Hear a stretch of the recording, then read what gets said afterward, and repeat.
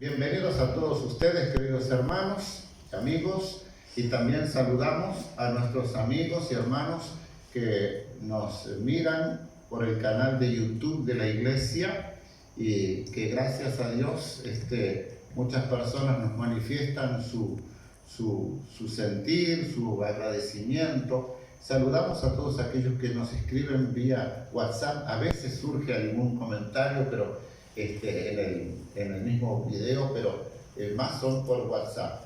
Y saludamos a todos los hermanos de distintas partes de aquí del Uruguay, también de otros lados que recibo de Alemania, de España. Gracias a Dios porque la palabra corre y es glorificada. Bien, esta noche yo quiero contarles, en primer lugar, para comenzar, algunos de ustedes ya lo saben porque yo lo he mencionado en otras oportunidades, pero hay muchos que no lo saben. Hace muchos años nosotros habíamos adquirido un Volkswagen Escarabajo. Habíamos tenido un alemán por poco tiempo y luego cambiamos por un brasileño. Y entonces había conseguido un pegotín para el vidrio de atrás, grande así, ¿no? Y decía en letras bien grandes que de lejos se veía. El auto era bordeaux y el cartel era rojo con letras blancas, grandes así las letras. Decía, es glorioso ser cristiano. Entonces nosotros queríamos salir a pasear con la familia, teníamos 4 niñas pequeñas y entonces había conseguido un carrito y tenía que hacerle un pequeño tiraje. Entonces fui a la casa del hermano Roberto para hacer el tiraje. Era una cosa bastante sencilla. Yo estaba debajo del auto, metido debajo del auto, tratando de poner, atornillar allí esa pieza que habíamos hecho con Roberto. Yo no vi a la persona, pero yo sentí en un momento y vi sus pies allí al lado mío, al lado de mis propias piernas, que dijo, es glorioso ser cristiano. ¿Y quién quiere ser un caballo? Y no lo vi al hombre, porque cuando yo salí ya se había ido, para poder explicarle, ¿no? Bueno, en el diccionario español, porque yo quisiera pensar en esta noche, entonces, ¿qué es un cristiano? Porque en el diccionario español dice que profesa el cristianismo, pero así sencillamente. Pero después, buscando un poco más abajo en el diccionario de Google, dice, y fue para sorpresa mía, que también se puede referir a un individuo, masculino o femenino. Ah, mira, nunca lo había visto esto. Por eso la gente dice, mira, allá en la esquina, mira dónde va aquel cristiano. Claro, ¿qué sabe si es cristiano? Se dice cristiano a un hombre o a una mujer. Pero el diccionario bíblico es más acertado, si vamos al caso, en el contexto bíblico. Dice el diccionario bíblico que el sufijo griego ianos, o sea, la terminación de cristianos, se aplicaba originalmente a los esclavos y pasó a referirse a los adherentes a un individuo o a un partido. Un cristiano es un esclavo o partidario de Cristo. Y sigue diciendo, uno consagrado a Cristo, un seguidor de Cristo. Esto es un cristiano. Y por esa razón, por primera vez, como dice en Hechos 11:26, escribiendo allí Lucas, dice que se congregaron allí todo un año con la iglesia y enseñaron a mucha gente, y a los discípulos se les llamó cristianos por primera vez en Antioquía, porque eran seguidores, adherentes, discípulos de Cristo, no simplemente por el hecho de ser una persona, un ser humano. En Hechos 26, cuando Pablo está frente a Agripa, dándole testimonio, es la tercera vez que se registra el testimonio de Pablo en este libro de Hechos, dice el versículo 28 y 29, entonces Agripa dijo a Pablo, por poco me persuades a ser cristiano, o sea, convertirse en el seguidor de Cristo. Estaba convencido, pero no se convirtió. Y Pablo dijo, quisiera Dios que por poco o por mucho, no solamente tú, sino también todos los que hoy me oyen, fueseis hechos tales como yo soy, excepto estas cadenas, porque estaba encadenado. Hay otra palabra en la Biblia para referirse a la relación con Dios por medio de Jesucristo, y es la palabra hijos, hijos de Dios. La mayoría cree que todos somos hijos de Dios. Lo correcto debe decir que todos somos criaturas de Dios, pero no todos somos hijos. Porque en Primera de Juan dice, mirad, capítulo 3, verso 1, mirad cuál amor nos ha dado el Padre para que seamos llamados hijos de Dios. Por esto el mundo no nos conoce, porque no le conoció a Él. Hay una clara diferencia entre los hijos de Dios y los hijos de este mundo, o mientras nosotros no estamos en comunión con Dios, no somos hijos de Dios, somos hijos del mundo. Y en Juan capítulo 1, el Evangelio, conocidos dos versículos, 12 y 13, dice, mas a todos los que le recibieron, a los que creen en su nombre, les dio potestad de ser hechos hijos de Dios. Pero miren el detalle, los cuales no son engendrados de sangre, ni de voluntad de varón, ni de voluntad de carne, ni de voluntad de varón, sino de Dios. Es una obra enteramente de Dios. No lo hacemos nosotros como hombres o como mujer a un cristiano, a un hijo de Dios. Solo el nuevo nacimiento, operado por el Espíritu Santo, como Jesús lo enseñara a Nicodemo, allí en el capítulo 3, solo el obrar del Espíritu Santo nos transforma en hijos de Dios o cristianos. No hay ceremonia, no hay ritual o magia que haga a una persona cristiana. El concepto generalizado de nuestra sociedad está muy lejos de ser la posición correcta, sino más bien que está totalmente contaminada esa posición generalizada, contaminada por factores humanos, sociales, ideológicos, basados, yo lo pensé así, basados solamente, sencillamente en la herencia de Caín. ¿Por qué digo esto? Ustedes lo saben, porque Caín fue el fundador de la gran religión, creo en Dios a mi manera. Él se acercó a Dios a su manera y no como Dios le había pedido. Y por eso se calentó y mató a su hermano Abel, de quien Dios se había agradado porque ofreció sacrificio de sangre. Y hoy día también hay mucha gente que se enoja con los cristianos que predicamos la palabra de Dios. Se enojan. Pero no así nomás. Severamente muchas veces se enojan. Y yo quisiera, sentí el deseo, porque primero iba a tener un tema que espero el próximo domingo continuar con ese tema, y que tiene que ver con la perseverancia como una de las señales de nuestra filiación con Dios. Pero entonces pensé, tengo que presentar esto primero para poner las cosas en claro. Yo sé que muchos de ustedes las tienen claras, pero hay demasiada gente que tiene todavía pensamientos turbios o dudas respecto a esto. Algunos actos comunes a los que consideran el medio de hacerse cristiano no están en orden. Así como me venían a la mente los puse. No es que uno sea más importante que el otro, más común que el otro. Simplemente al azar, así empecé a escribir. Algunos dicen, ¿Tú crees en nuestro Señor Jesucristo? ¿Lo has recibido?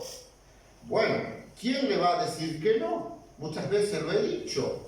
Claro, ya llevo más de 50 años en el ministerio y ustedes me han escuchado repetir muchas cosas. Pero ¿saben una cosa? Que mucha gente piensa que si le preguntan a la persona, ¿tú crees en Jesucristo? Nadie le dice que no.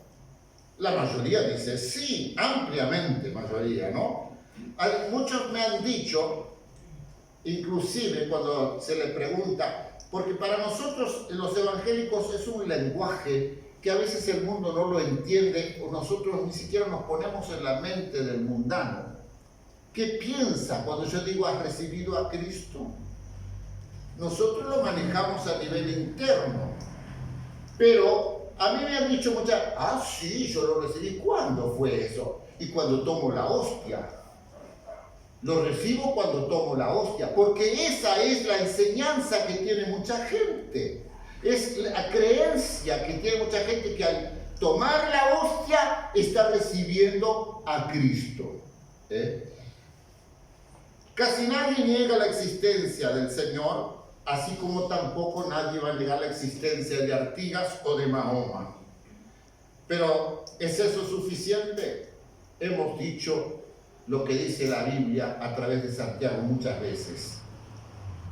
¿Tú crees que Dios es uno? Bien haces. Los demonios también creen y tiemblan y están condenados.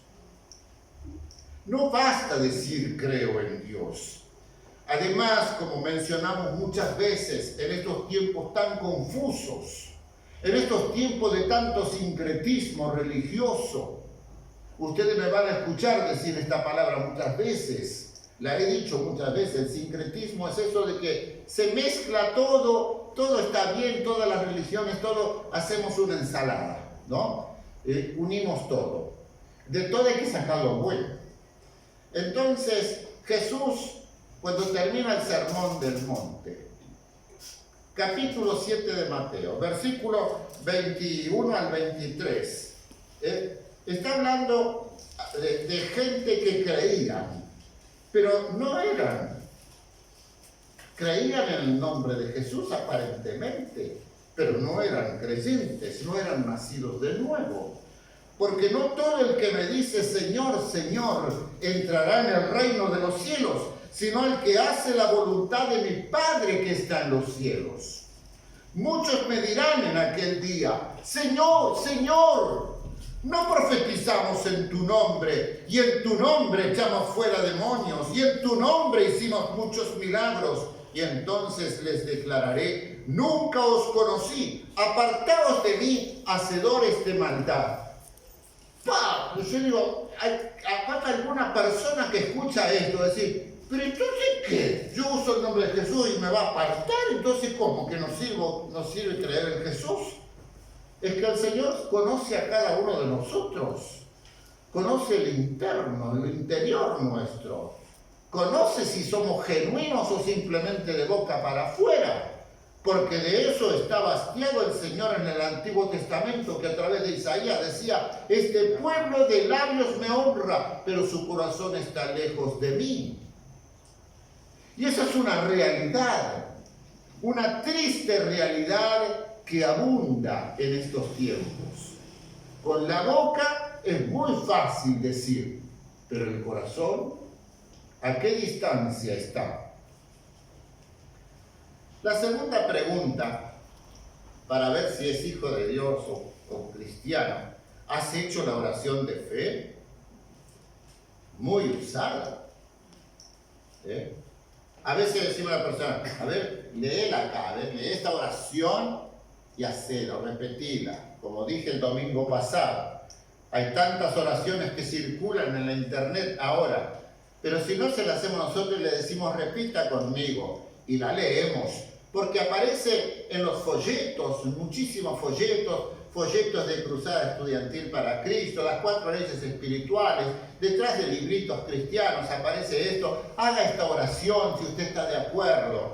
Y dicen, querido Señor Jesús, sé que soy un pecador, la busqué en internet, de Juventud para Cristo, ¿no? Ahora mismo me arrepiento de mis pecados y abro la puerta de mi corazón para que tú, Jesucristo, entres en mi corazón y en mi vida. Yo confieso con mi boca y con mi corazón que creo que viniste al mundo y moriste por mí en la cruz. Y deseo tenerte como Señor y Salvador personal. Te pido que escribas mi nombre en el libro de la vida y me enseñes la palabra de Dios y hagas de mí una nueva criatura conforme a tu voluntad. Gracias por salvarme. Amén.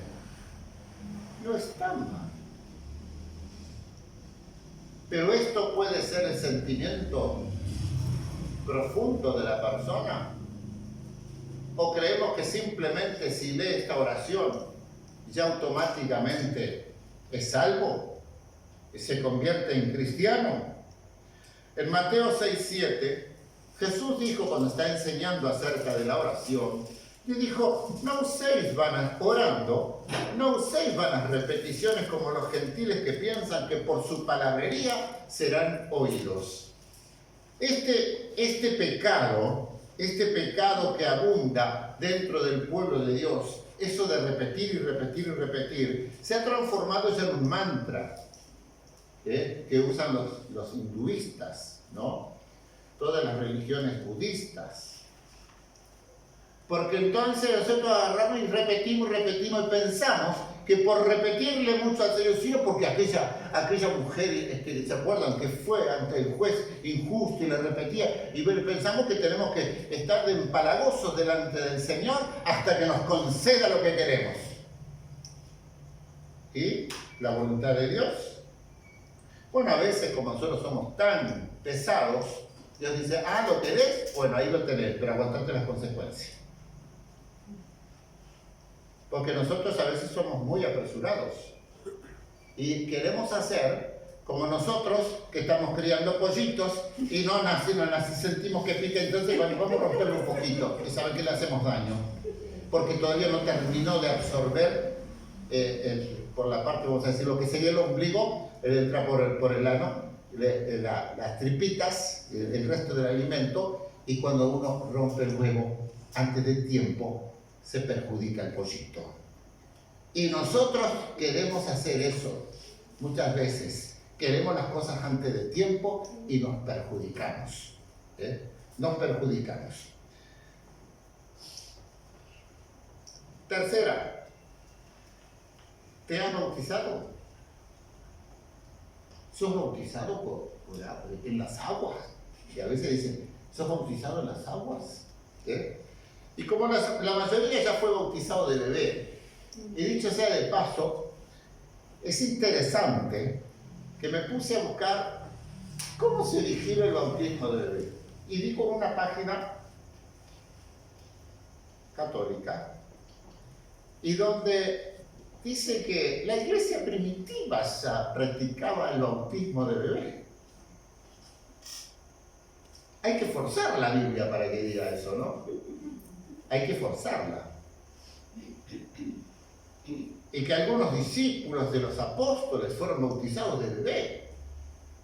Porque dicen que el bautismo, y el argumento es que en mi vida cristiana nunca había escuchado este argumento. Para mí es una novedad después de haber estado en el seminario y todo. Que el bautismo infantil es el equivalente de la circuncisión del Antiguo Testamento. Se circuncidaba al niño a los 8 días y luego se le enseñaba. Y así coincide con la llamada Gran Comisión. Hay que bautizarlos de chiquito y después de grande se les enseña. Si fuera tan fácil. Bueno, mucha gente pregunta, bueno, por el bautismo por inmersión, lo bíblico, ¿no? Muy temprano en la historia, y como dije, a causa del sincretismo religioso, se le atribuyó al bautismo inclusive un poder salvífico, ¿no?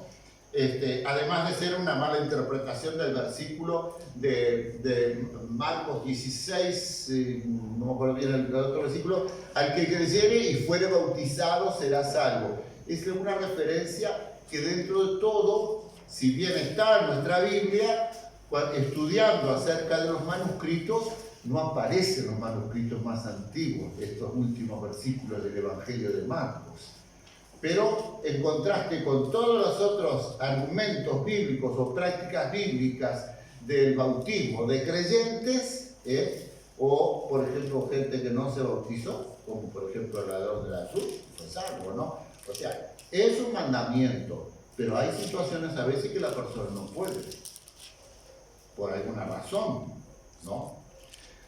Entonces, la evangelización del Nuevo Mundo, por ejemplo, cuando en 1400 y pico se descubre América, invaden América, ¿no?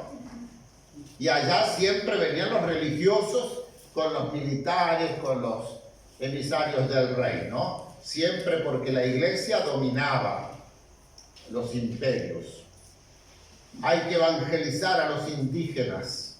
Entonces los sacaban todos a la orilla de la playa y les decían que había que bautizarse. Y si se negaban, castigo o la muerte. Y la forma que bautizaban era con, me acuerdo cuando iba a la escuela, se decía esto ya, en la clase de historia. Agarraban ramas de árboles o de palmera a la orilla del arroyo y pasaban así, salpicaban a la gente en el nombre de Jesús, ¿no? Y los indígenas eran bautizados, evangelizados, cristianizados. ¿Qué forma de evangelizar, no? Qué mala comprensión de la comisión de Jesucristo. Porque la obra salvadora no es por imposición de mis ideas, no es por imposición del mensaje que yo pueda traerles, aunque sea basado en la Biblia, no es sino que es por la exposición de la palabra de Dios, apelando al corazón del ser humano. Recuerdo esta frase que jamás la voy a olvidar en mi vida. ¿Qué es la predicación? Decían en el seminario, y en un libro decía la respuesta, es la proclamación de la verdad divina con el fin de persuadir. Yo debo proclamar la verdad divina y la persona va a ser persuadida por esa palabra, por la obra del Espíritu Santo. Es el Espíritu Santo que obra la convicción y obra la regeneración de la persona. Yo no puedo entrar al corazón de nadie y nadie puede entrar al corazón. Y aunque el cirujano abra el pecho y abra el corazón, no puede cambiarlo. Porque este es el lugar sagrado donde solamente Dios puede cambiar totalmente una vida. Jesús les dijo a sus discípulos en los últimos días de su ministerio, hablando acerca de su partida y de que enviaría el Espíritu Santo, el Consolador, el Paráclitos en el griego, o Paracleto castellanizado. Versículo 8 del capítulo 16, muy conocido de Juan, dice, cuando Él venga, ustedes lo saben de memoria, convencerá al mundo de pecado, de justicia y de juicio. Y el Espíritu Santo vino en el día de Pentecostés y comenzó a hacer esa obra. Y en el primer debut del Espíritu Santo, miles se convirtieron en hijos de Dios. Lean capítulo 2 de Hechos y en adelante. La proclamación de la verdad divina del Evangelio de Jesucristo obró en el corazón de multitudes. ¿Cuántos en la Biblia fueron bautizados y sin embargo no fueron convertidos? Porque el bautismo no asegura que la persona se haya hecho cristiana o se haya convertido en hijo de Dios. Tenemos a Simón el Mago, que cuando descubrí, yo dije esto hace muchos años, pensando que a veces viste que uno bautiza a tanta gente y después con el tiempo desaparece. Y saben que uno como pastor siente un pesar, un dolor. ¿Por qué será así? ¿Por qué es la gente así? Que primero hacen un compromiso. Bueno, ya ni siquiera respetan el matrimonio, tampoco respetan la fe en Dios.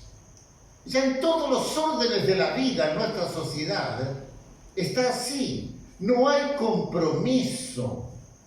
No hay compromiso. El ser humano no quiere compromiso con nadie, con nada y con nadie.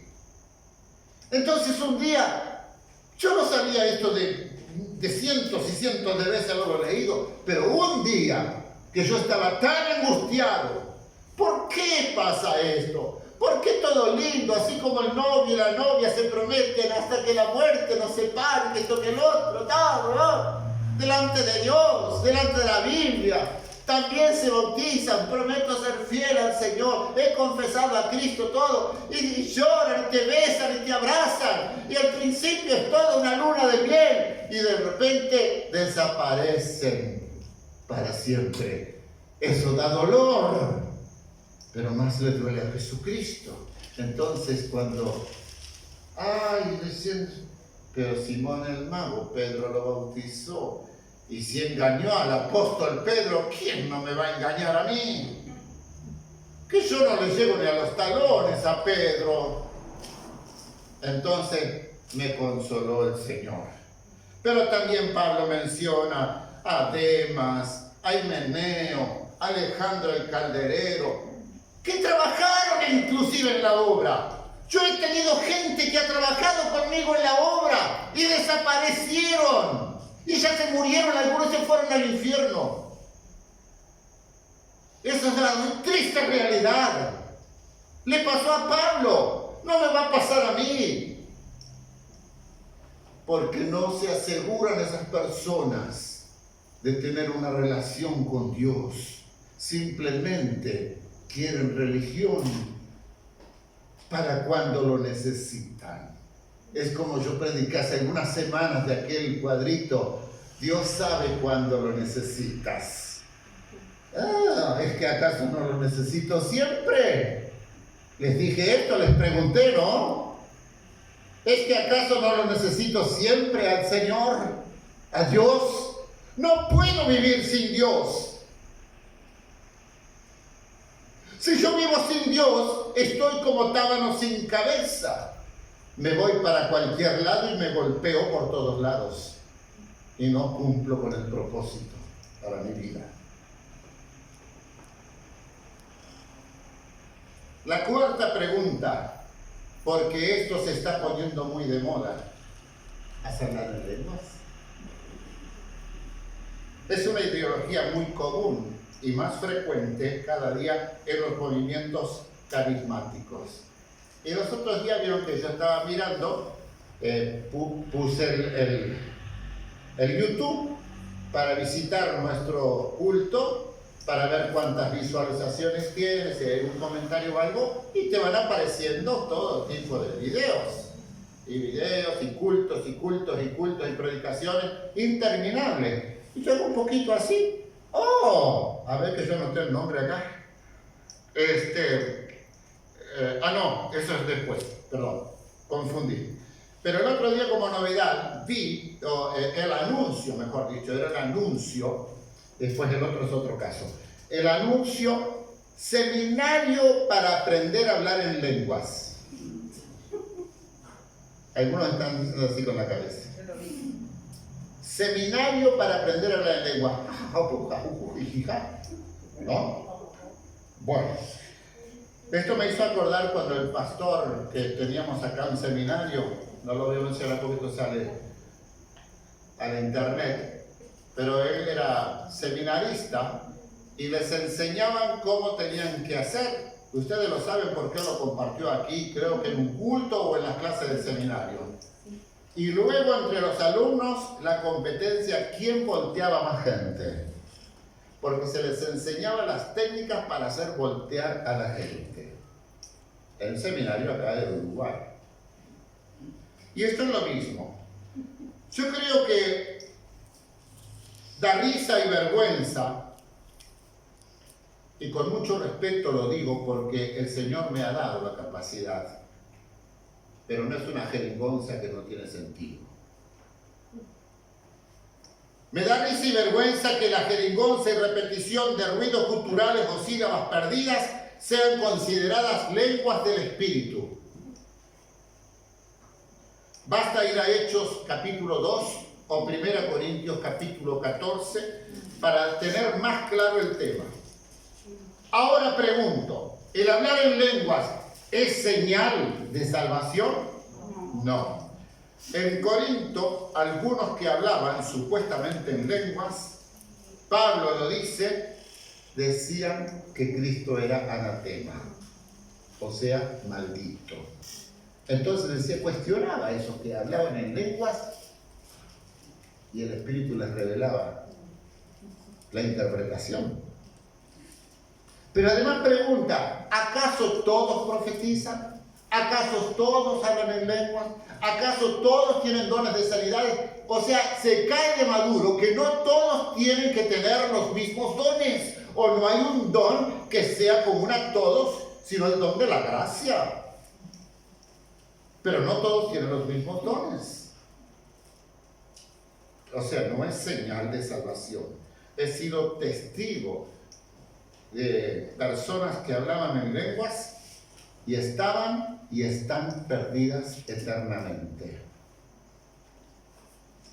Si yo les entrara a hacer, o sea, puedo escribir libros.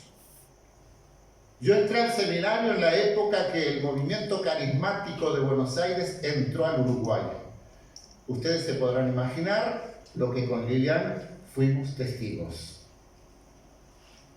En algún momento estábamos entrando, pero por allá el Señor nos abrió los ojos y el Espíritu Santo comenzó a obrar para darnos cuenta de muchas cosas. Sacamos cosas positivas, pero lamentablemente los extremos luego son nocivos. Quinta pregunta. ¿Te congregas en alguna iglesia? A veces piensan que congregarse ya es ser cristiano. Que congregarse es ser hijo de Dios. Me sorprende y me indigna a la vez la idea de que si una persona se congrega en una iglesia, significa que es hijo de Dios. ¿Dónde dice la Escritura eso?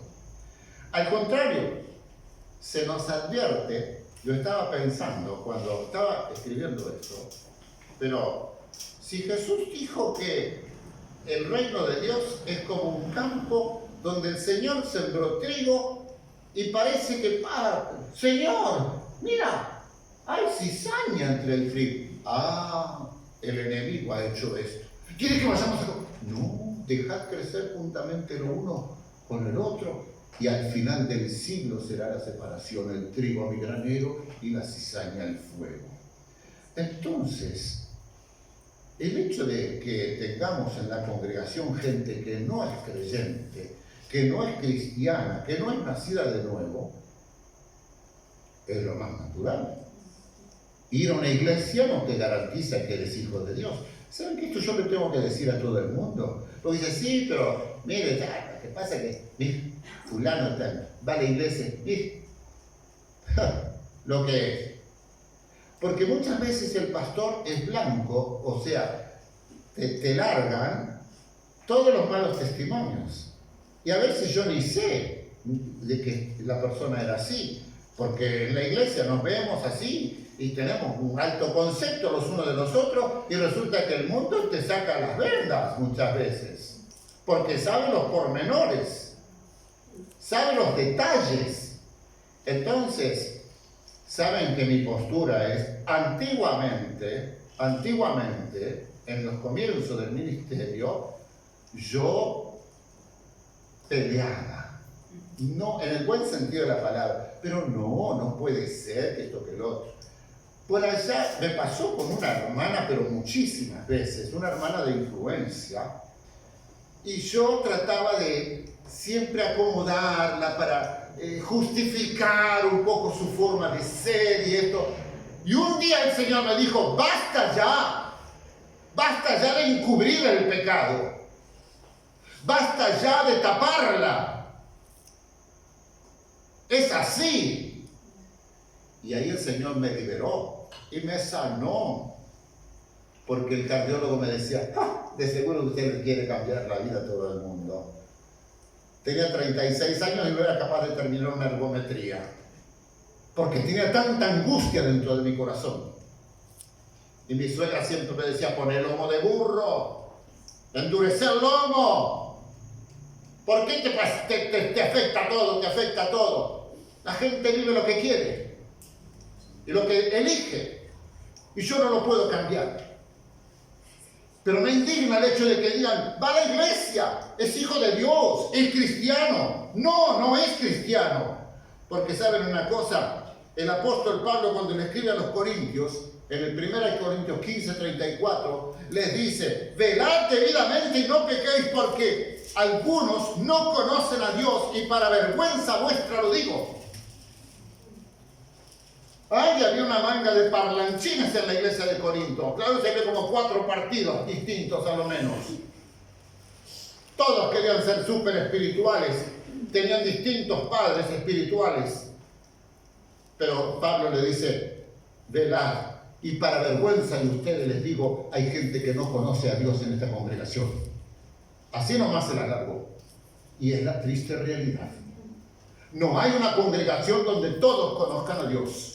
No existe, porque nadie de nosotros tiene la capacidad de conocer el corazón, solamente el Espíritu de Dios. Y en 11:19, hablando acerca de los conflictos que se dan a veces en la iglesia, y que en medio de los conflictos es donde se manifiesta las personas tal como son. Sale, aflora, como decimos acá en criollo, me salió el indio.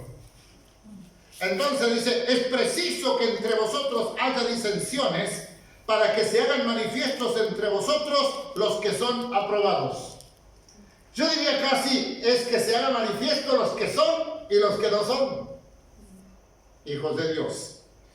En 1 de Juan, el apóstol Juan, hablando acerca del anticristo, de todos los falsos maestros, de los cuales tenemos que cuidarnos y tenemos que pedir discernimiento de espíritus al Señor, en el capítulo 2, verso 19, hablando, dice, salieron de nosotros, pero no eran de nosotros, como si hubiesen sido porque si hubiesen sido de nosotros, habrían permanecido con nosotros, pero salieron para que se manifestase que no todos son de nosotros. Esto parece un juego de palabras, pero está clarito.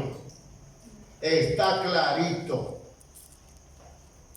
El que es nacido de nuevo permanece en la iglesia de Cristo. Permanece en la comunión. No anda disparando. Porque, bien dijo Salomón, huye el impío sin que nadie lo persiga.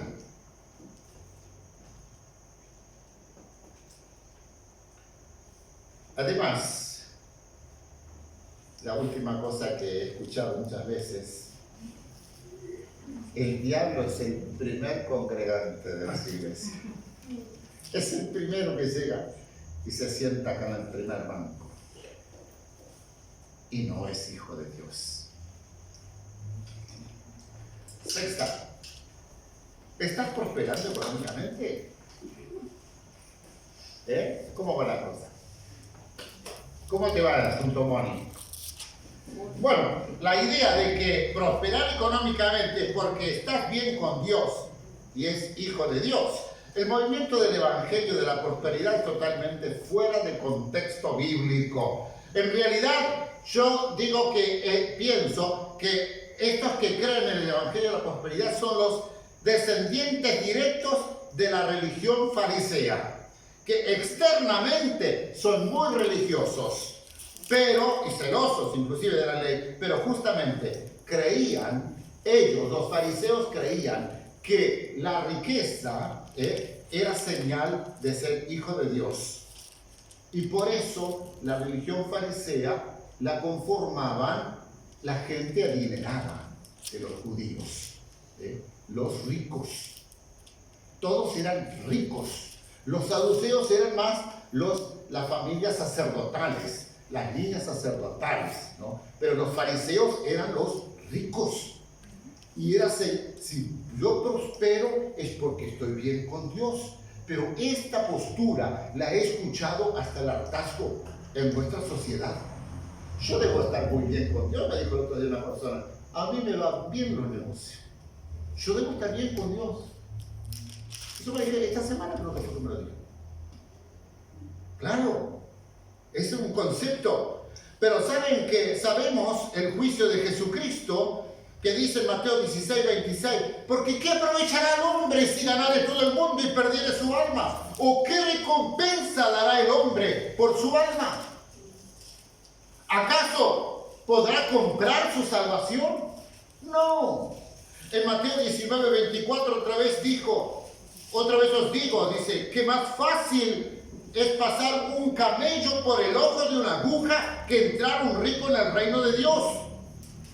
No es el dinero en sí lo malo, eso lo tenemos claro, sino que es el amor al dinero lo que es lo malo, la idolatría del dinero, porque eso aleja de la fe.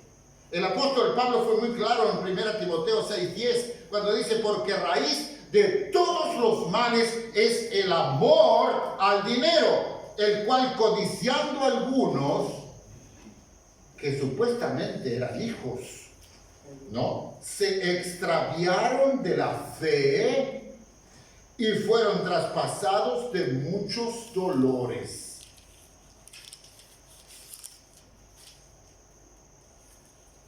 Era muy fiel mientras tenía una posición económica, bueno, más o menos. Pero cuando empezó a prosperar mucho, ya no le quedó tiempo para la fe. Porque tiene que cuidar la plata, tiene que mover el negocio. Y entonces ya comienza cada vez menos Dios y más plata. Y más plata. Así que prosperar económicamente no es señal de ser hijo de Dios. Séptimo y último para terminar porque podríamos seguir. Muchos confían en su ascendencia cristiana. ¿Qué quiero decir? Se descansa en las glorias de sus antepasados. Porque mis abuelos eran tan creyentes. Porque mamá y papá eran tan creyentes, tan consagrados y siempre oraban por nosotros, sus hijos. ¿Cuántas veces los vimos arrodillados orando que esto y el otro? Eso lo he escuchado muchas veces. Ahora, ¿qué tiene que ver esto? Puede que esto, la persona recibe conocimiento de sus padres, de sus abuelos, lógico, es la comisión que nos deja la Biblia, que como padres tenemos que transmitir a nuestra descendencia.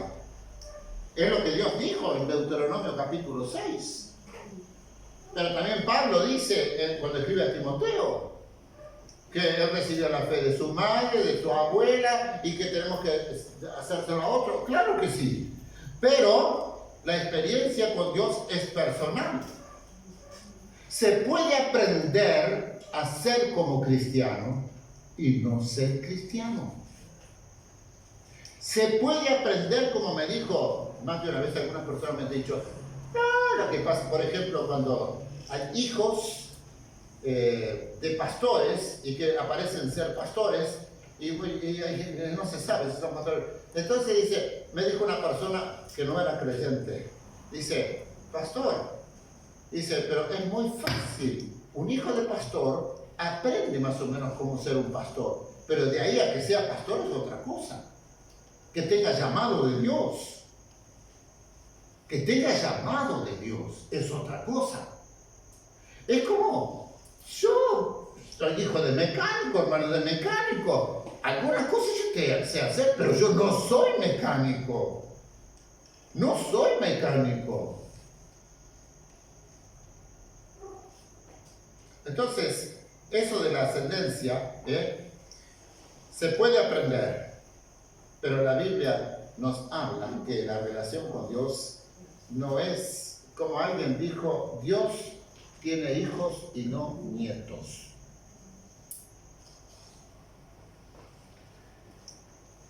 La Biblia sentencia, el alma que pecare, esa morirá.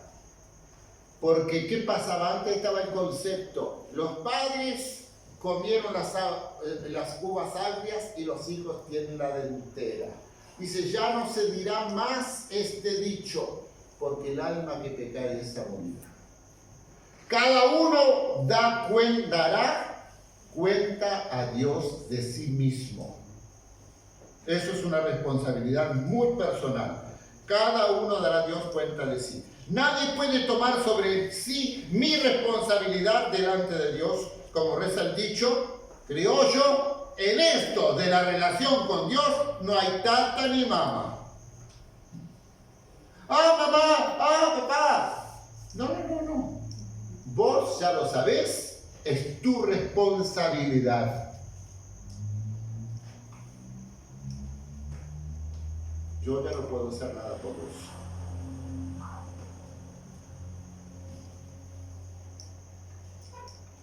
Y si no está tata ni mamá, está el pastor. ¡Ay, pastor, venga rapidito! Pasó el susto y se olvidaron. Si tú no has rendido tu vida a Cristo y vives una relación personal con Él, si no tienes una relación personal, no hay vida en ti.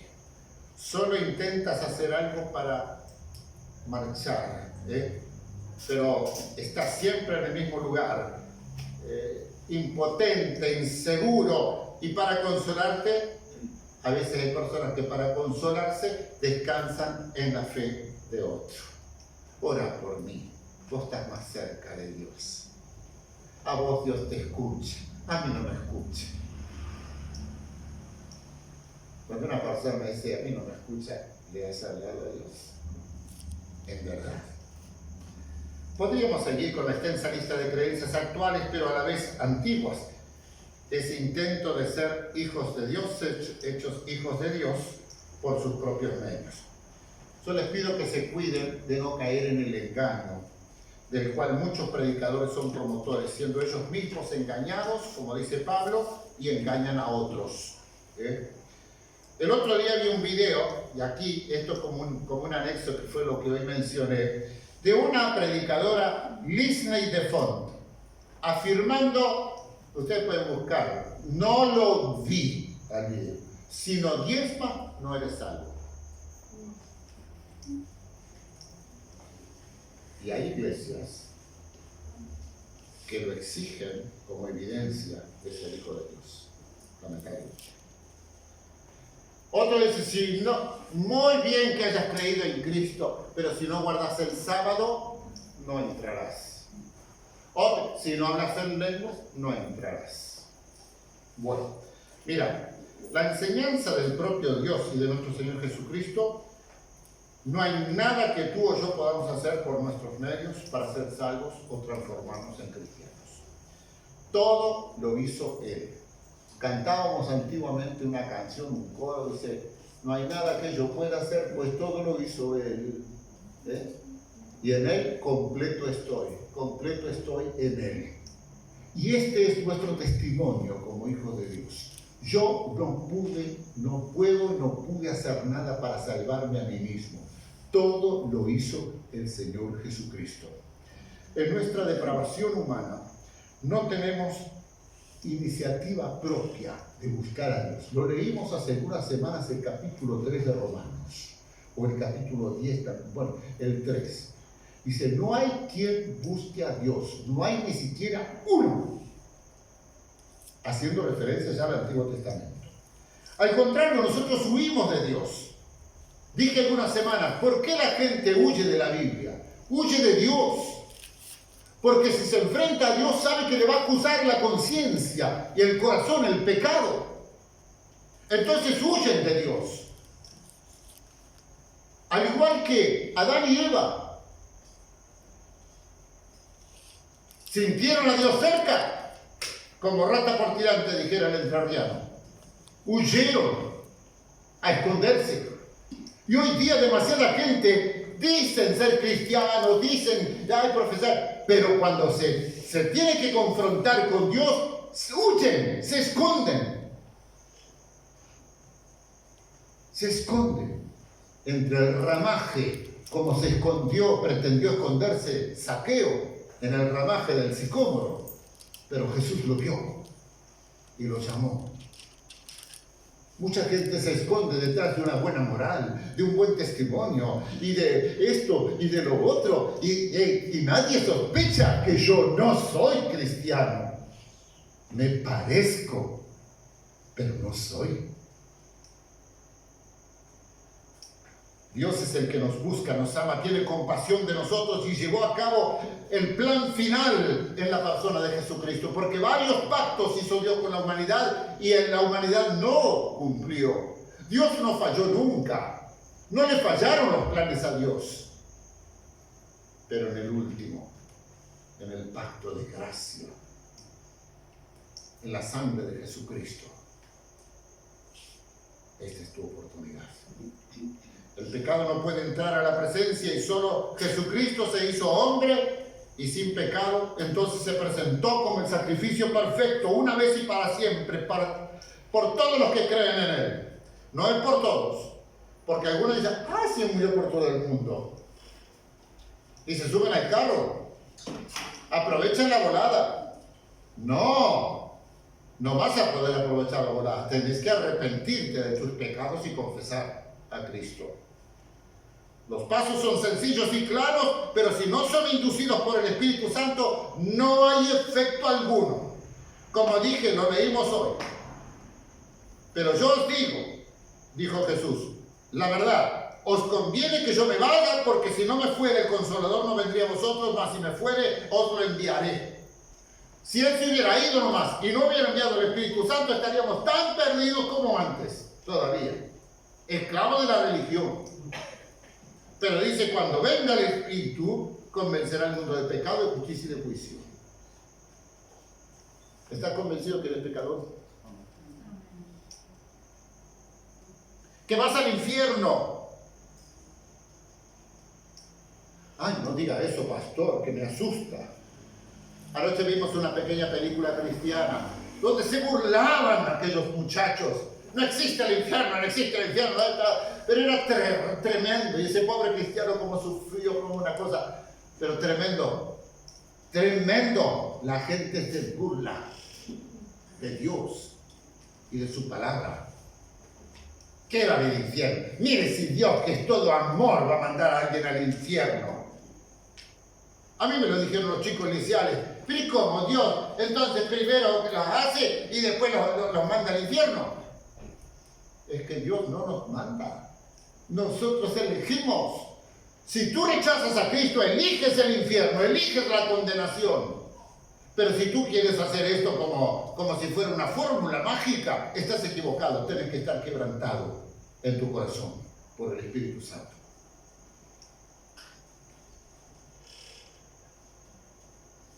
A mí me costó algunas semanas. Algunas semanas me costó cuando tenía 14 años. Y me arrodillaba a la cama, Señor, sálvame, porque me mostraba mi pecado, pero yo era orgulloso. No quería arrepentirme de mis pecados. No quería decir, soy pecador. El pastor me había dicho, Germán, sos pecador. Y estás condenado. No, pero no puede ser. Y yo peleé con Dios. Hasta que una noche, yo no sé qué pasó. Me llevó en alas a confesar a Cristo. No sé lo que pasó, cómo yo llegué allí, pero sí lo que sí sentí es que se cortaron las cadenas. Yo estaba atado en el fondo del mar y ya se me reventaba todo, me reventaba por dentro, ya no podía respirar, me faltaba el oxígeno y sentí que emergí del agua. Y llenó el aire, mis pulmones. Como que recibí la vida. Recibí la vida de Cristo. Eso tienes que hacer tú. Si estás sintiendo en tu corazón, reconociendo que eres pecador, el mismo Espíritu te va a llevar a reconocer que Jesucristo es el único Salvador, que sufrió cruenta muerte en la cruz. Como dijera Pedro, No fue una bagatela nuestra salvación. No fueron chirolas. Es la sangre preciosa de Cristo, más valiosa que todo el oro y la plata de este mundo. La sangre preciosa de Cristo como de un cordero sin mancha. Si hoy tú quieres ser hijo de Dios, acude a Jesucristo. No hay esperanza fuera de Él. Si alguno de ustedes quiere en esta hora aquí, de los que están presentes, entregar su vida a Cristo, yo le pido que lo haga delante de Dios, no delante mío. Se pone de pie y le dice al Señor en su corazón: Señor, reconozco que soy pecador y quiero ser hijo tuyo. Así no puedo seguir porque estoy condenado. Si tú sientes esto, hacerlo, le tienes que hablar tú al Señor. Y allí a nuestros amigos que miran en el canal, donde quiera que te encuentres, no necesitas estar en un templo, no necesitas estar en un lugar sagrado. Donde estés, allí está el Señor a tu lado y te está llamando. No importa el lugar, puedes estar en el ómnibus, puedes estar en el campo, puedes estar en tu trabajo, puedes estar en el baño, puedes estar arreglando el techo de tu casa, pero allí el Señor te está hablando y te dice: arrepiéntete de tus pecados, confiesa a Jesucristo como Señor y Salvador. Si tú lo crees de verdad, serás hecho hijo de Dios. Pero no confíes que vienes a la iglesia.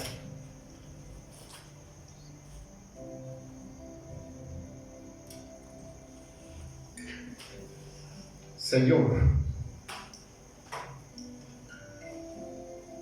Padre, en el nombre de Jesucristo me acerco a ti. Estoy delante de ti. Y quiero, Señor, clamar por aquellos que todavía no tienen esta seguridad de su salvación. No tienen, Señor, su corazón todavía quebrado y limpiado por la sangre de Jesucristo. Te pido, Señor, que tu Espíritu esté obrando, quebrando. Como solemos decir, rompe mi vida y hazla de nuevo. Señor, que muchos en este tiempo se presten y deseen que rompa su vida, que rompa sus argumentos, que se encuentren totalmente impotentes y solo encuentren en Jesucristo la esperanza de vida, porque Él se ofreció a sí mismo por todos nosotros. Te ruego, Señor, que obres en este tiempo tan difícil, donde el diablo trabaja incansablemente, cautivando a las almas, atándolas, impidiéndoles el acceso a tu presencia. Pero tú conoces el corazón de todos. Te pido en el nombre de Jesús que apresures los pasos de aquellos que están reservados para vida eterna. Señor, levanta hombres y mujeres, hijos, para glorificar tu nombre, para mostrar a este mundo la diferencia, para que seamos luz a la mente, a la conciencia de los que nos rodean, así como muchos fueron luz para nosotros en su momento. Gracias por aquellos que nos ayudaron a encontrar la verdad de Cristo. Señor, muchos de ellos ya están en tu presencia, otros todavía están entre nosotros. Gracias te damos por ellos, por los fieles que no se avergüenzan del Evangelio, porque es poder de Dios para salvación a todo aquel que cree. Amén.